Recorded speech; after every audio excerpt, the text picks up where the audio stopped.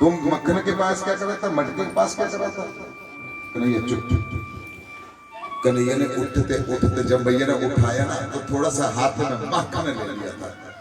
सो जब मार तो पड़ जाएगी तो सूखे बार क्यों खाए, थोड़ा सा ले ही लेता हूँ। हाथ में उठाया था, मैया पानी की बाल्टी लाने के लिए गई तो भगवान ने चुपचाप मुंह में डाल दिया। उतने मैया खड़ी हो गई, ना अंदर जाए ना अंदर जाए, मुंह के पीछे में रखा। मैया कह रही क्या करा था बोल, कन्हैया चुप चुप। बोले कहां से, मुंह के पीछे में तो मक्खन रखा थोड़ा सा, अगर मुंह को खोलते तो माखन दिखता है। अंदर जाने के लिए भी थोड़ा समय चाहिए ना, सांस तो लेना पड़ेगा। खाए भी तो कैसे खाए, मैया तो बैठ गई। तू नहीं बोलेगा, कान से पकड़ी, जैसे कान से पकड़ा। सुखदेवी कहते हैं राजन ये परीक्षित जब इतनी बात हुई ना तब जाकर के कान से पकड़ा भगवान को और डांटने लगे। जैसे मैया यशोदा डांटने लगी, अरे लल्ला बता किस किसके घर में तूने चोरी की, कहां कहां जाकर के तूने चोरी की, क्या तूने माखन खाया? भगवान कहने लगे सुन मैया, नाहं भक्षितं वा सर्वे मिथ्याराशिनः यदि सत्यं गिरिसमक्षं पश्येतेन मुखः। अरे सुन कन्हैया, तूने सच में अगर माखन नहीं खाया है, चोरी नहीं की है, तो समस्यम पक्षम ते मैं मुखम, मेरे सामने जो अपना मुख तो खोल, बता तो अपना मुख तो दिखा। भगवान कहने लगे किमं स्वातीतं देवं किं वेमदायते बुद्धिर्मोह।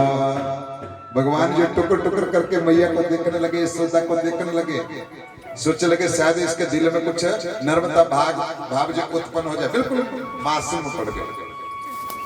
मैया कहने लगी यशोदा तू चोरी करता है, गोपिया ठहर, तेरे को आज बांधती हूँ, डंडा लेकर के आती हूँ। जैसे डंडा लेने के लिए गई और भगवान ने झट से माखन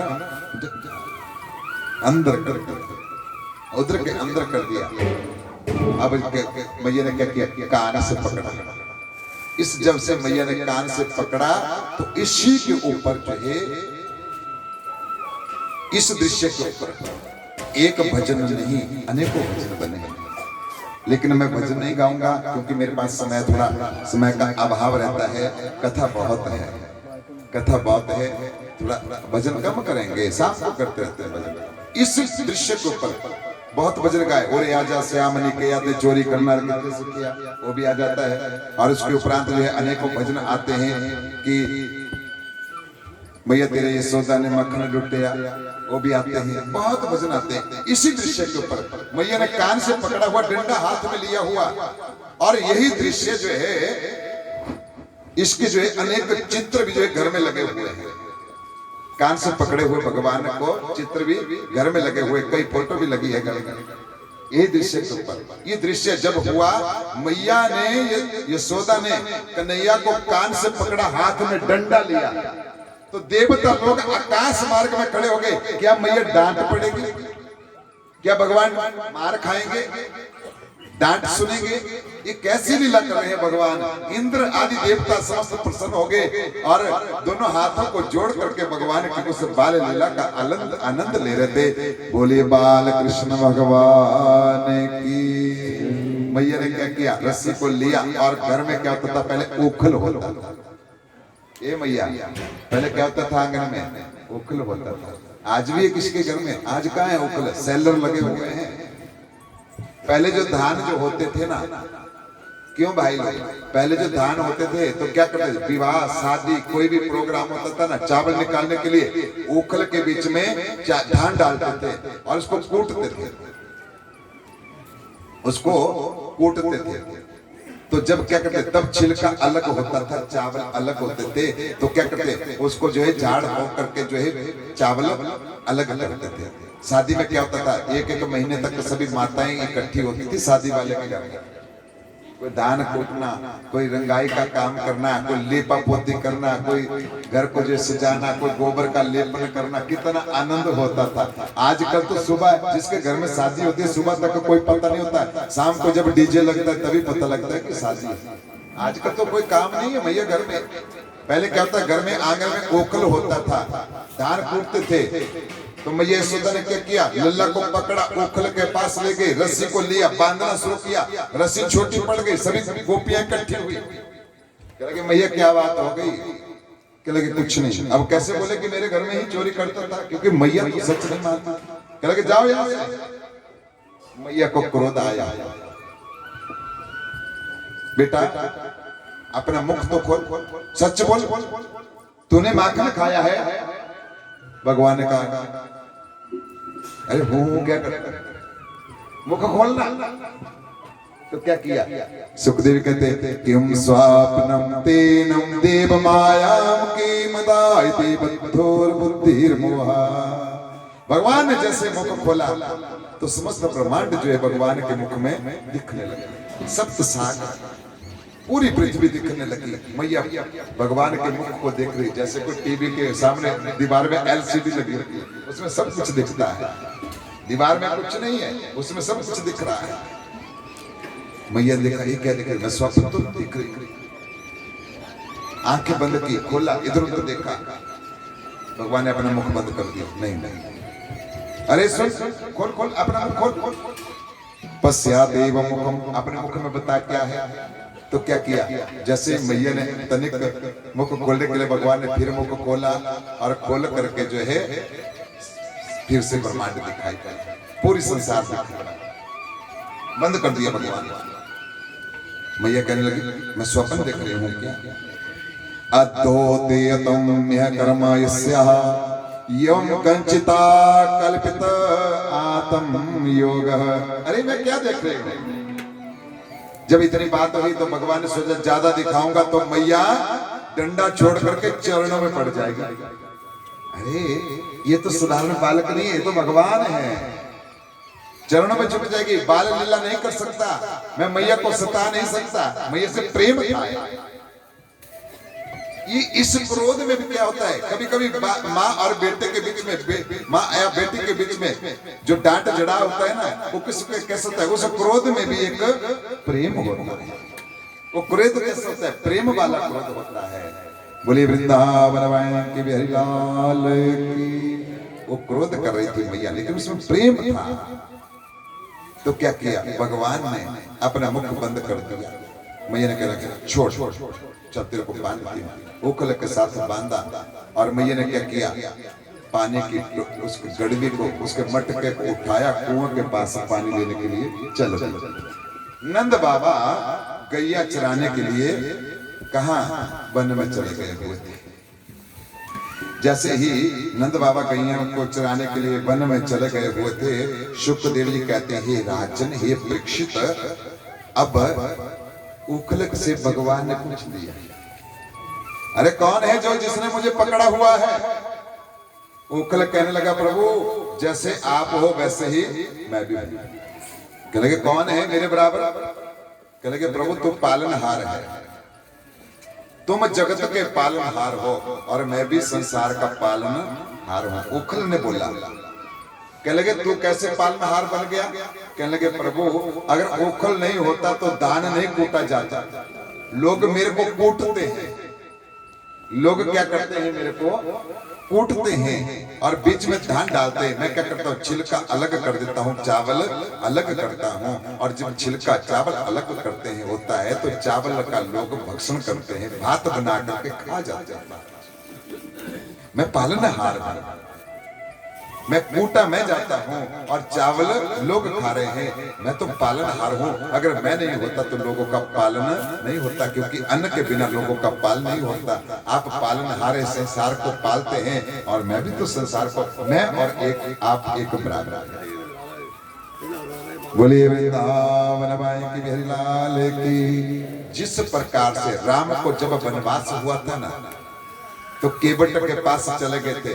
तो केवट को जब गंगा पार किया भगवान ने, तो केवट को जो दक्षिणा देने लगे, दक्षिणा थी नहीं तो क्या किया, सीता माता की मुंदरी को लिया। कहने लगे नहीं प्रभु, मैं और तुम्हारी एक ही जात है। लक्ष्मण को थोड़ा बुरा लगा था, लक्ष्मण भैया को थोड़ा बुरा लग गया था जब केवट ने कहा मैं और तुम एक ही जात के हो, हमारा दोनों का एक ही काम है। लक्ष्मण का ये राजा थे, एक केवट है, हम ये हमारी बराबरी कैसे? कह लगे नहीं प्रभु, आज मैंने तुमको पार किया है, पार लगाया है, और जब मैं तुम्हारे पास आऊं तो मुझको भी तुम पार लगा देना। ये राम जानते थे, केवट जानते थे इस बात को, और कोई नहीं जानता था। राम आज केवट के पास आए तो केवट ने पार लगा दिया, और केवट कह रहा है जब मैं तुम्हारे पास आऊं ना भगवान, तो तुम भी मुझे पार लगा देना, हमारा साहब किताब बराबर हो जाएगा। क्योंकि नाई कभी नाई से कटाई नहीं लेता है।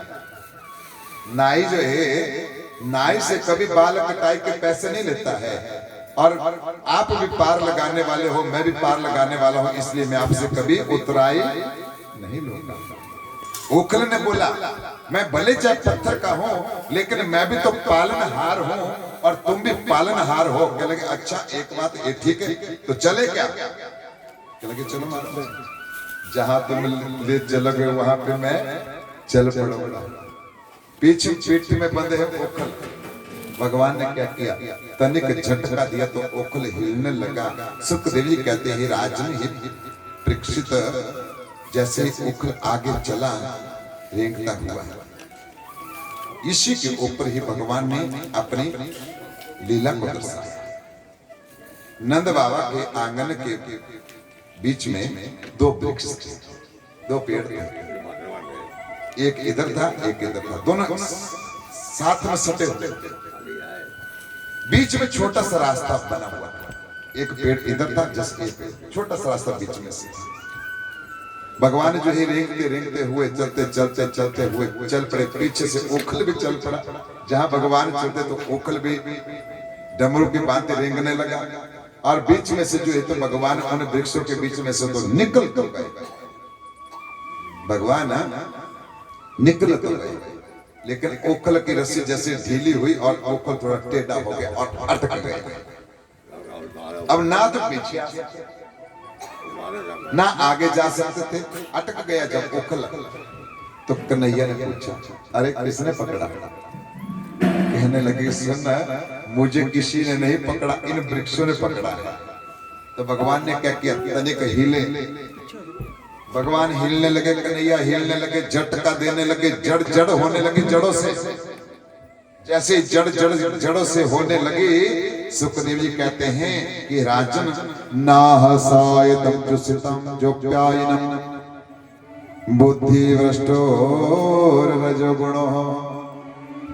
राजा परीक्षित एकदम से खड़े हो गए, दोनों हाथों को जोड़ जोड़ के कहने लगे प्रभु ये वृक्षों को क्यों उखाड़ने लगे भगवान? सुखदेव जी कहने लगे सुन, ये जो वृक्ष जो है ये एक का नाम यमल है और दूसरा का नाम अर्जुन है। ये रजोगुणी है, मदिरा पान पीते थे, इनकी बुद्धि भ्रष्ट हो चुकी थी।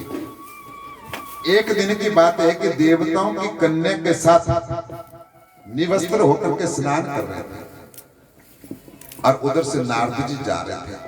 नारद ने जैसे देखा यमल और अर्जुन को देखा और श्राप दे दिया,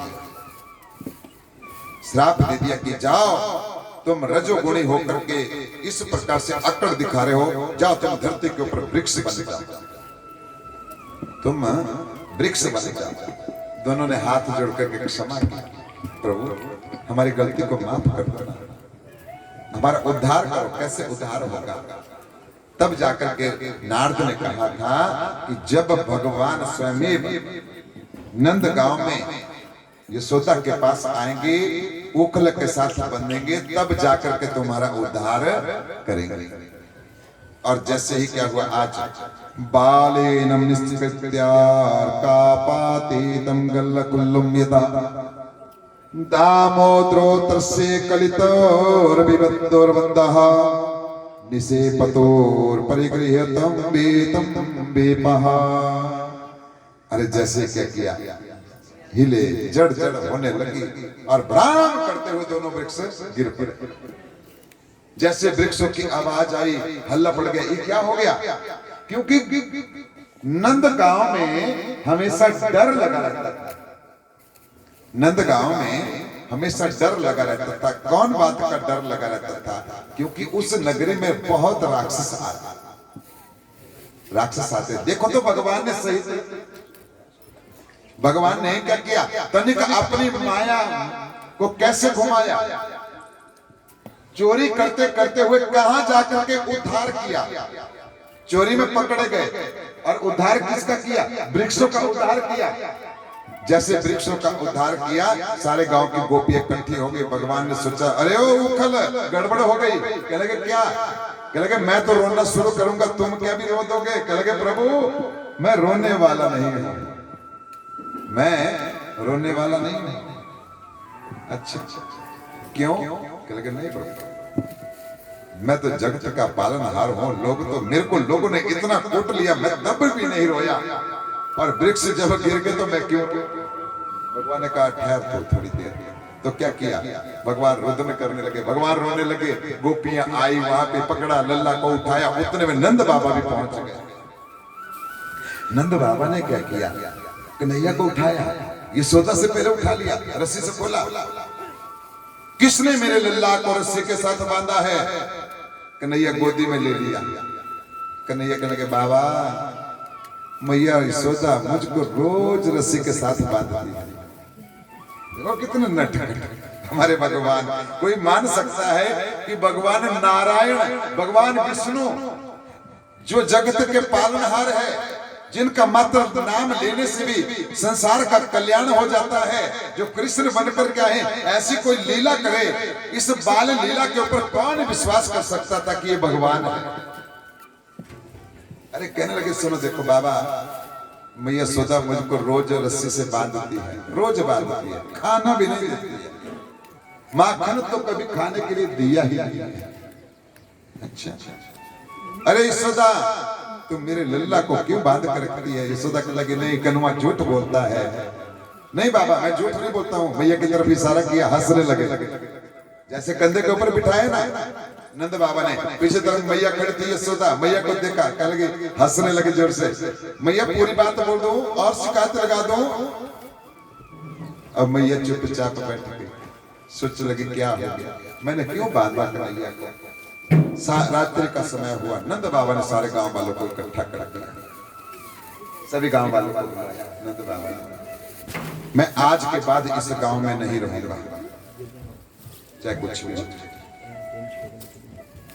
कहने लगे क्यों, क्या बात?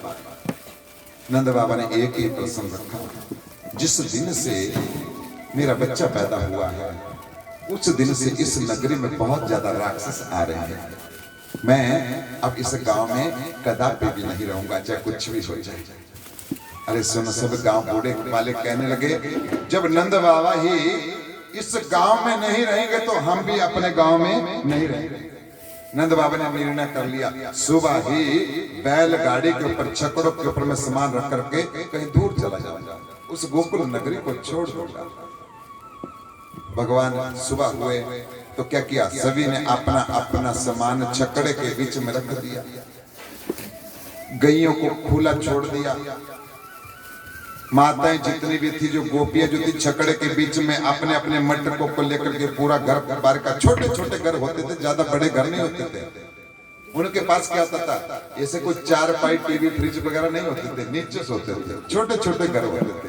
अपने बिस्तरे को बांध करके गैयों को, मैंने कहा था ना कि गोधन ही सबसे बड़ा धन होता था।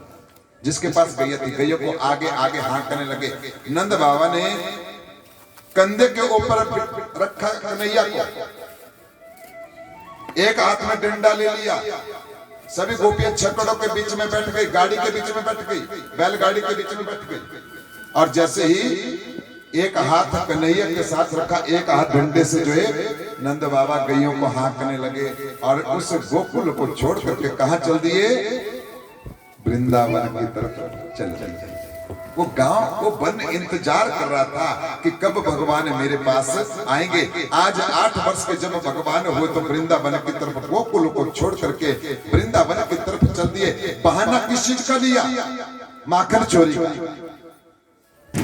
बहाना किस चीज का लिया? माखन चोरी का बहाना बना करके और चल गई। और जैसे वृंदावन की तरफ चले, आज जो है देवता लोग आकाश मार्ग से फूल वृष्टि करने लगे, पुष्पों की वर्षा करने लगे। आज भगवान वृंदावन में आ रहे हैं, क्योंकि वृंदावन से थोड़ी दूर पड़ता है बरसाना। जिस बरसाने का नाम जो है, बरसाना जो पड़ता, उस बरसाने की कौन रहती थी? राधा रहती थी। राधा किसकी पुत्री थी? भिखवानों की पुत्री थी। अब उस राधा के नजदीक जा रहे थे, जिसका नाम जो समस्त संसार लेता है। आज बड़ी प्रसन्नता हो रही थी, लेकिन गांव वाले को दुख हो रहा था। किसको? गोकुल वाले को। उस गांव को छोड़ने का दुख हो रहा था। तो चलते हैं तनिक वृंदावन की और सभी गाएंगे, ओ मन चल वृंदावन चलिए, मन चल वृंदावन चलिए, मन चल वृंदावन चलिए, मन चल वृंदावन चलिए, मन चल वृंदावन चलिए, मन चल वृंदावन चलिए, मन चल वृंदावन चलिए, मन चल वृंदावन चलिए। देखो जी, आप हरिद्वार गए हैं कभी? क्यों माता भाई जी हरिद्वार गए ना? हरिद्वार में कहते हैं गंगा मैया है। हरिद्वार में क्या है? गंगा मैया है। अगर हरिद्वार भी नहीं जा सके ना, कोई बात नहीं। जिस घर में तुम रहते हो ना, पानी की गड़ी भी लेकर के पंडित लोग क्या करते हैं, गुरु जी क्या करते हैं, पानी की गड़ी भी को रखते हैं। गंगा मैया का ध्यान करो, वो पानी गंगा जल बन जाता है। बनता है ना? बोलो हाँ जी, बनता है ना? कहते हैं गंगा गंगी बुरियात योजना नाम सतेर पीर। 100 कोस दूर रह करके भी अगर गंगा गंगा बोलोगे ना, तो गंगा जल का स्नान का फल मिल जाएगा। हरिद्वार में जाते हो, क्या देखते हो? हर की पौड़ी है, बस स्टैंड है, माया मंदिर है, ऊपर मंदिर है, क्या मनसा देवी का मंदिर है, पानी है। स्नान करते हो आप, क्या करते हैं आप? स्नान करते हो। दूसरी बार जब जाओगे हरिद्वार में स्नान करने के लिए, तो आपको क्या मिलेगा नया? बोलो नया क्या मिलेगा? बस स्टैंड भी वही है। भाई देवी आप 3 दिन वहां पे रह गए हरिद्वार में, दूसरे दिन फिर स्नान करना है, नया क्या मिलेगा आपको? पता है किसी को? क्या क्यों भाभी? बस स्टैंड वही है, मंदिर वही है, पौड़ी वही है, घाट वही है, पंडित भी वही है, नहाने वाले भी आप हैं, तो नया क्या मिलेगा आपको? जल मिलेगा। जो जिस जल से एक बार आपने स्नान कर लिया ना, वो कभी वापस नहीं आएगा। दूसरी बार फिर स्नान करोगे, आपको नया ही जल मिलेगा। जो आ रहा है नित्य नूतन, क्या मिलेगा आपको? नया पानी मिलेगा। ये वृंदावन है। कहते हैं वृंदावन में आने से जितना पुण्य नहीं मिलता, जितना वृंदावन का नाम लेने से पुण्य की प्राप्ति होती है। 4 धामों में वृंदावन एक धाम में आता है। ये धाम है जिसमें भगवान कृष्ण आए। भगवान भागवत में कहा गया है कि वृंदावन का जो भी नाम लेगा उसका कल्याण हो जाएगा। हम क्या बोलते हैं? वृंदावन वाले बोलते हैं वृंदावन में बांके बिहारी लाल है, बांके बिहारी का मंदिर है वृंदावन में, बांके बिहारी भी है, बहुत कुछ है वहां पे, मंदिर भी है। आज उस वृंदावन में एक खासियत है कि जो भी जो है बन ठन करके जाता है, बड़ा चश्मा लगा के जाता है, बंदर उसका चश्मा भी ले जाते हैं। मोबाइल का पर जो चलता है, बंदर उसके मोबाइल में ले जाते हैं, चश्मा ले जाता है। बोलते यहाँ पे जो भी आएगा थोड़ा झुक करके आना, ज्यादा बन ठन करके नहीं आना, क्योंकि यहाँ पे भगवान जो आए थे बन ठन करके नहीं आए, बालक बन करके आते, गवाला बन करके आते। इस वृंदावन में रास रची है। तो सभी वृंदावन का नाम लीजिए। मन चल वृंदावन, मन चल वृंदावन चल गाइए। मन चल वृंदावन चलिए, मन चल वृंदावन चलिए, मन चल वृंदावन चलिए, मन चल वृंदावन धाम रे, मन चल वृंदावन धाम रे, मन चल वृंदावन धाम रे, मन चल वृंदावन।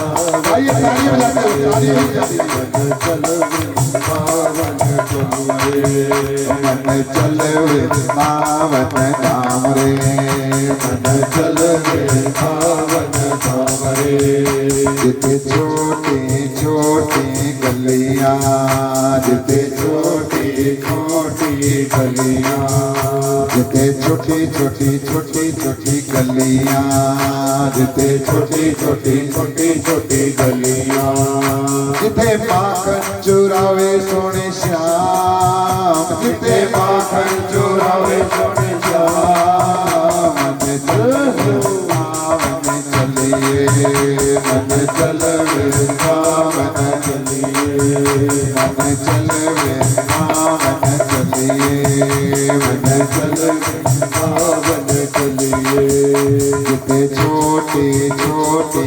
सखियां, जिते छोटी छोटी देखिए वृंदावन में कोई सखियां नहीं थी। वृंदा जो वन जो है वो जंगल था, वो वन था। उसके नजदीक जो गांव था वहां से सखियां आती थी। कौन आती थी? राधा की सखियां, राधा रानी भी आती थी उस वन में गैया चराने के लिए। साथ में क्या बहती थी? यमुना बहती थी। साथ में क्या बहती थी? यमुना बहती थी। जिते छोटी छोटी सखियां, जिते छोटी छोटी सखियां, जिते छोटी छोटी छोटी छोटी सखियां, जिते छोटी छोटी छोटी छोटी सखियां, जिते रास रचावे सोने श्याम, जिते रास रचावे सोने श्याम, मन चलिए, मन चल वृंदावन चलिए, मन चल वृंदावन चलिए, मन चल वृंदावन चलिए, जिते कल कल बहती यमुना, जिते कल कल बहती यमुना, जिते कल कल बहती यमुना, जिते कल कल बहती यमुना, जिते खेल रचावे सोने श्याम, जिते खेल रचावे सोने श्याम, मन चली वृंदावन चलिए, मन चल वृंदावन चलिए, मन चल वृंदावन चलिए, मन चल वृंदावन चलिए, मन चल वृंदावन चलिए, मन चल वृंदावन चलिए। बोलिए वृंदावन वाले के बिहारी लाल की, श्रीमद् भागवत महापुराण की। क्या बात है महाराज, देखो तो सही भगवान की महिमा। कहा चोरी का बहाना लिया, गोकुल छोड़ दिया। अगर मैया यशोदा ने ना वृक्षों के साथ नहीं बांधा होता ना, तो शायद नंद बाबा कभी गोकुल को नहीं छोड़ते। अपने गांव को कौन छोड़ छोड़ के जाता है? आप आए हैं इतनी दूर से, गांव को छोड़ करके एक यहाँ बस जाता, कोई दूसरी जगह बस जाता तो कितना दुख होता। क्योंकि गांव में चाहे झगड़ा भी हो जाए, कुछ भी है, लेकिन अपने गांव का प्रेम ही सबसे अलग होता है। इसका पता कब चलता है? जब हम दूर जाते हैं ना, तब पता लगता है कि हमारे गांव के नजदीक वृंदावन वन था। ये वृंदा कौन थी? कहते हैं जलंधर नाम की एक राक्षसी थी। जलंधर राक्षस था। भगवान बोले शंकर के साथ उसका युद्ध होने लगा, लेकिन मारा नहीं गया। शिव पुराण में कहते हैं मारा नहीं गया। क्यों? वृंदा पतिव्रता थी, सती थी। भगवान शिव ने कहा, हे विष्णु भगवान, तुम रूप बना करके जाओ, मैं इधर जलंधर के साथ युद्ध करता हूं और तुम इसके पति का रूप बना करके जाओ वृंदा के साथ छल करो। भगवान विष्णु चले गए, वृंदा के साथ छल किया और उधर जलंधर नामक राक्षस मारा गया। वृंदा को पता चला मेरा पति मारा गया, ये तो मायावी पति बनकर क्या था, ये तो भगवान विष्णु का छलिया था। उस वृंदा ने क्या किया, भगवान को श्राप दे दिया, हे विष्णु भगवान जाओ मैं तुमको श्राप देती हूं। जिस प्रकार से मैं अपने पति को पाने के लिए वियोग कर रही हूं, एक दिन तुम भी अपनी पत्नी को ढूंढते ढूंढते वियोग में जो है रुदन करो। भगवान का राम जन्म हुआ था, सीता के समय रुदन किया था, ये वृंदा का श्राप है। बन बन भटक के थे, वृंदा ने फिर श्राप दे दिया, प्रभु जब तुम धरती के ऊपर अवतार लोगे, बाल अवतार लोगे, तो तुम्हें मेरे पास आना पड़ेगा। सबसे पहले तुम्हारे नाम से पहले मेरा नाम उच्चारण होगा। आज तक वृंदा वन में चले प्रभु, देवता लोग फूल लोग की बारिश करने लगे, जय जयकार करने लगे। जय सबदम नमा सबदम संख सबदम समाचरित, जय जयकार हुई। सभी वृंदावन में पहुंच गए। वृंदा ने अपने देह का त्याग कर लिया था, उस वृंदा की देह का त्याग किया। वृंदा ने अपने शरीर को जला लिया। राख में से 3 औषधियां उत्पन्न हुई थी, तुलसी, मालती और धतरी। ये 3 औषधियां जो है वृंदा से उत्पन्न हुई थी, तुलसी, मालती और धतरी। वरदान दिया गया, जिस घर में तुलसी पूजा होती है भगवान विष्णु का सदैव वहां पर वास होता है। ये वरदान दिया है। सुखदेव जी कहते हैं राजन अपने अपने छोटे छोटे घरों का निर्माण कर लिया। अब जाकर के भगवान 8 वर्ष के थे। भगवान कितने वर्ष के थे? 8 वर्ष के। अब उस माखन चोरी का दृश्य को छोड़ करके अब चलते रास लीला की तरफ। अब कहां चलते हैं? अब ये जो मार्ग चला है भागवत का, ये रास लीला की तरफ बढ़ रहा है। अब राधा के गांव के नजदीक पहुंच गए। भगवान जब कृष्ण 8 साल के थे, राधा कितने साल की थी पता है? कितने साल की थी? कितने साल की? 16 साल। राधा भगवान श्री कृष्ण से 8 साल बड़ी थी। भगवान कृष्ण का राधा के साथ विवाह नहीं हुआ।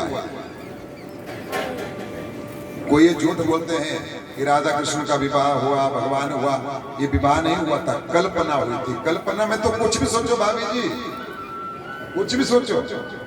कल्पना में तो मैं तो रात को सोचता हूँ कि सुबह जर्मनी पहुंच गया, लेकिन क्या करूं सवेरे बैल भूमि में ही खड़ा रह जाता है। ये कल्पना है।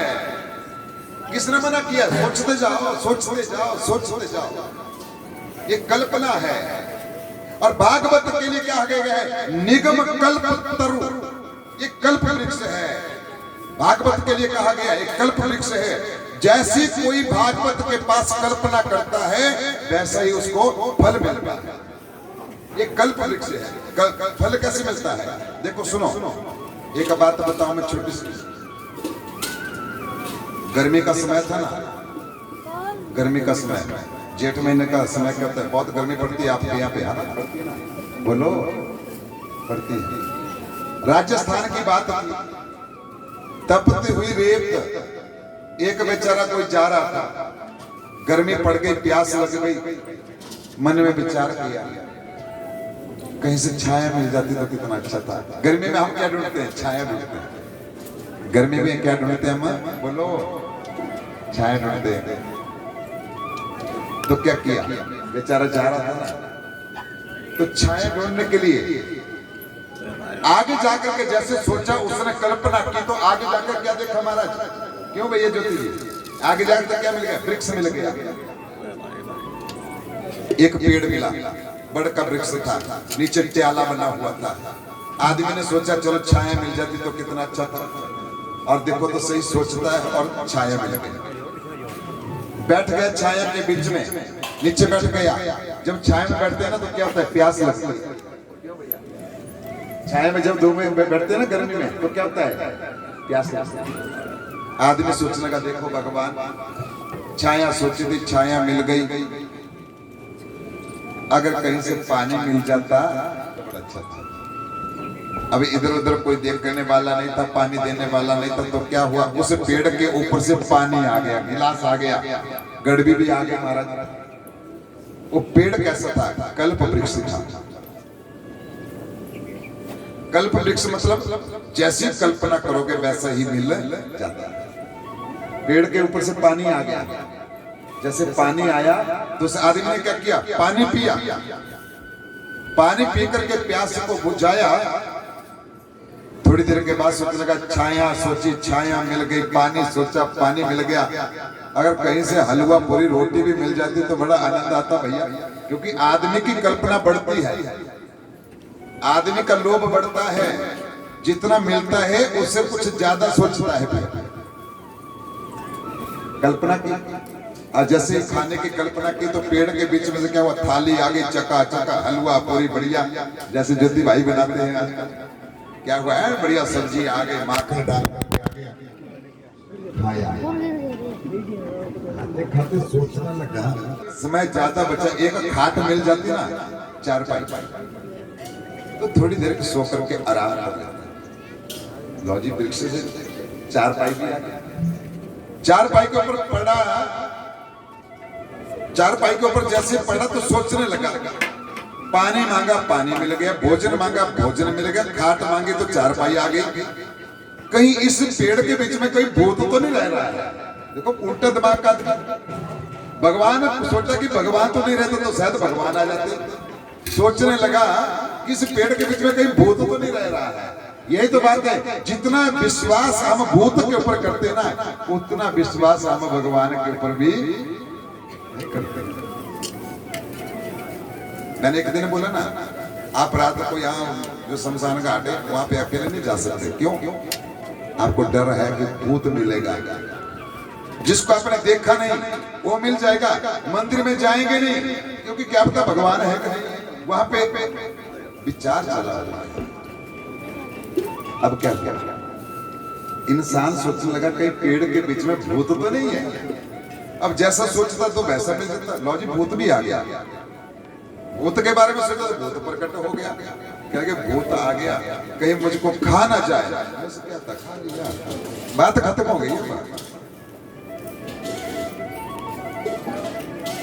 ये निगम कल्प तरु है, एक कल्प वृक्ष है। जैसा आप सोचोगे वैसा ही इसका फल मिलेगा। राधा जो है भगवान से 8 साल बड़ी थी। क्यों बड़ी? जब ब्रह्मा जी गैया को लेकर के भगवान के दरबार में पहुंचे ना, तो भगवान ने घोषणा कर दी, हे देवताओं तुम धरती के ऊपर चले जाओ। ब्रह्मा ने कहा था, हे ऋषियों तुम गैया का रूप धारण कर लो। तो लक्ष्मी ने बोला, प्रभु मैं क्या करूं? कहने लगे तू भी चले जा, स्वागत कर। भगवान का स्वागत कर धरती के ऊपर जाकर। तो भगवान का अवतार लेने का जब समय आने लगा था ना, घोषणा जब हुई, तो पहले ही लक्ष्मी राधा बन करके बरसाने में वृक्ष भानु के घर में बेटी बन करके पैदा हो गई। अब भगवान को कितना टाइम लगा आने के लिए? 8 साल लगे।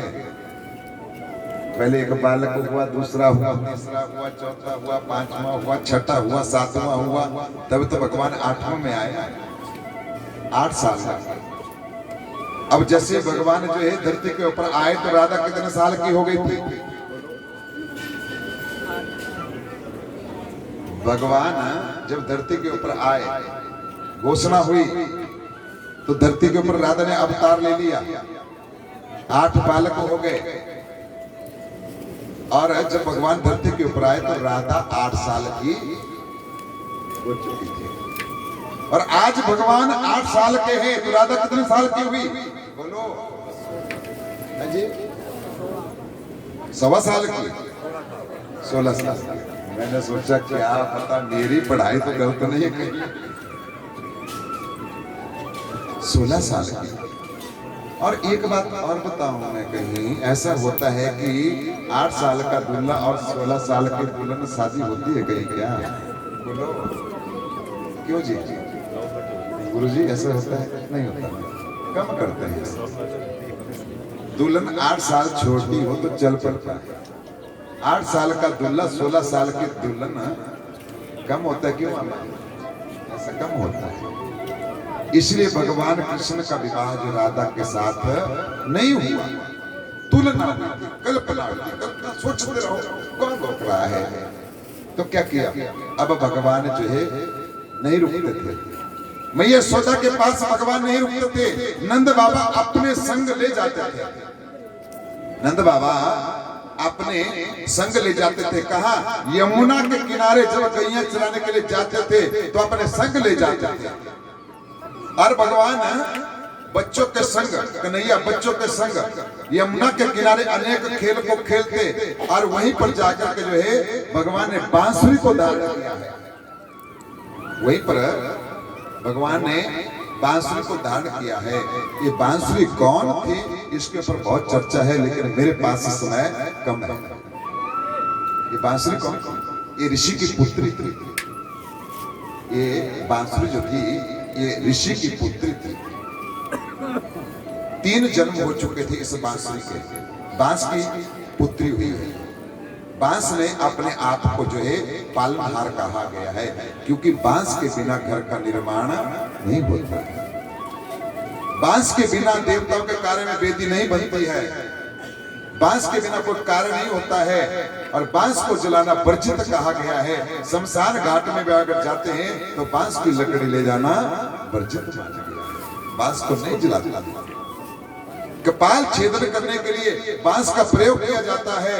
और देखो तो सही, जितने भी घर बनते हैं, कुछ भी बनते हैं, अगर भगवान का झंडा लगाया जाता है तो बांस का ही प्रयोग होता है। बांस पूजनीय है, और उसकी पुत्री ही बांसुरी बनी है। उसका आकर्ण शरीर था। आकर्ण शरीर उसे कहते हैं जिस देह का निर्माण नहीं हुआ हो। लेकिन समय कम है, चर्चा नहीं करेंगे। भगवान बांसुरी को बजाते थे। कहाँ? एक वृक्ष के नीचे खड़े हो जाते थे और वहीं पे बांसुरी को बजाते थे। राधा को लग गया पता कि आज भगवान यमुना के पास आए हैं, और भगवान और कृष्ण का बड़े बहुत ही प्रेम पूर्वक जो है मिलन हुआ है। बहुत प्रेम पूर्वक मिलन हुआ है। इस मिलन के ऊपर ना जाने कितनी कथा हो गई, ना जाने कितने कलाकारों ने भजन बना दिए। लेकिन सबसे पहला मिलन कैसे हुआ? कहते हैं, सुखदेव जी कह रहे हैं, राजन परीक्षित भगवान का राधा के साथ सीधा मिलन नहीं हुआ, सीधे जाकर के मिलन नहीं हुआ। नहीं, बांसुरी को बजा रहे भगवान कृष्ण, अन्य बालक जो खेल रहे थे। नंद बाबा दूर बैठे हुए थे, पत्थर के ऊपर सोच रहे थे। गैया अपना मस्त होकर के घास पर चढ़ती थी, इधर उधर कहीं नहीं जाती थी। जब गैया आगे कन्हैया आगे चलते थे, तब गैया पीछे पीछे अपने आप ही चल पड़ते। भगवान बांसुरी को बजाते थे और पीछे पीछे गैया चलती थी। भगवान के जो है बाल बहुत सुंदर थे, घुंघराले बाल थे। चंद्र का टीका लगाते थे, गले में जो पीला पटका रखते थे, पीतांबर वस्त्र धारण करते थे। भगवान श्री कृष्ण बहुत सुंदर रूप था। और जब बांसुरी को बजाते थे, खड़े होते थे तो बिल्कुल सीधे खड़े नहीं होते थे, टेढ़े मेढ़े खड़े होते थे। पांव कहीं और, घुटने कहीं और, कटी कहीं और मुकुट कहीं और की तरफ, और देख रहे कहीं और की तरफ। गोपियों ने कहा, सुन राधा, देखो तो बांसुरी बजाने वाला कितना सुंदर है। राधा कहने लगे, तुमने देखा? कहने लगे, नहीं मैंने नहीं देखा। जो इतनी सुंदर बांसुरी बजाता है वो कितना सुंदर होगा। कल्पना करने लगी गोपियों। दूसरे दिन जो है रात्रि का समय हुआ, राधा ने और भगवान कृष्ण ने मन ही मन बात की, मन ही मन बात की। राधा कहने लगे, कल पूर्णिमा की रात है, मैं तुम्हें मिलने के लिए आऊंगी। प्रभु तुम धरती के ऊपर आए हो, कैसे लगते हो, कितने सुंदर लगते हो, मैं तुम्हें देखना चाहती हूँ, तुम्हारा दर्शन करना चाहती हूँ। भगवान श्री कृष्ण कहने लगे कि सुनो, मन ही कहा, राधा मैं भी तुम्हें देखना चाहता हूँ कि लक्ष्मी स्वर्ग में कैसी लगती थी, बैकुंठ में कैसी लगती थी, धरती के ऊपर कन्या बनकर के आई हो तो तुम भी कैसी लगती, एक बार देखना है, देख दिखाई जरूर करनी है। कि अच्छा। दूसरे दिन क्या किया, राधा ने अपनी गैयों को खोल दिया। भगवान श्री कृष्ण आए, यमुना के किनारे पत्थर के ऊपर जो है, छोटे से पत्थर के ऊपर खड़े हो, बिल्कुल टेढ़े मोटे, पांव घुमा लिए, कटी घुमा ली और मुकुट घुमा लिया और बांसुरी को बजाने लगे। रंगानम वेणुधर सुदेहा पुरेन गोप वृंदे। भगवान जब बांसुरी को बजाने लगे, उधर से गैयों को खोल दिया। राधा ने गैयों को खोल दिया, एक डंडा हाथ में लिया, एक डंडा हाथ में लिया, उसको थोड़ा सा आगे से तोड़ दिया, घुमाया और घुमाते हुए उसको घुमाती हुई आ रही है। जैसे डंडा घुमाना शुरू किया, गैयों ने पूंछ को उठाया। सफेद रंग की गैया थी राधा की और लाल रंग की गैया थी नंद बाबा की। जैसे डंडे को घुमाया, पूंछ उठा करके दौड़ती हुई आई, एक भी गैया नहीं रुकी और जहां चुपती थी वहां नहीं, सीधा नंद बाबा की गैयों में आकर के जाकर झुंड में मिल गई। इंसान का इंसान के साथ प्रेम हो सकता है, लेकिन कभी जानवर का प्रेम, गाय कभी गाय का बैरी नहीं है। सभी गैया इकट्ठी होकर के रहती है। देखो तो हरियाणा में जाकर गौशाला में जाते हो आप, गौशाला में जाते हो, वहां पे जाके देखना कितनी गैया बड़े मस्त होकर के इकट्ठी रहती है। जब आप वहां पे खड़े हो जाएंगे ना, तो सभी आपको देखने के लिए, मिलने के लिए आती है। सभी गैया मिलने के लिए आती है महाराज। मैंने 2-3 साल पहले की बात सुनी है, यहाँ पानीपत या पलवल के पास एक गौशाला है। वहां स्पीकर में क्या करते हैं, राधा कृष्ण भगवान की जो बांसुरी की धुन को लगाती है और समस्त गैया जो है उस स्पीकर के पास खड़ी हो जाती है। मैंने टीवी के ऊपर देखा हुआ था, अगर नहीं होगा तो सर्च कर लेना, निकाल लेना, ये बात सच है। भगवान कृष्ण के भजन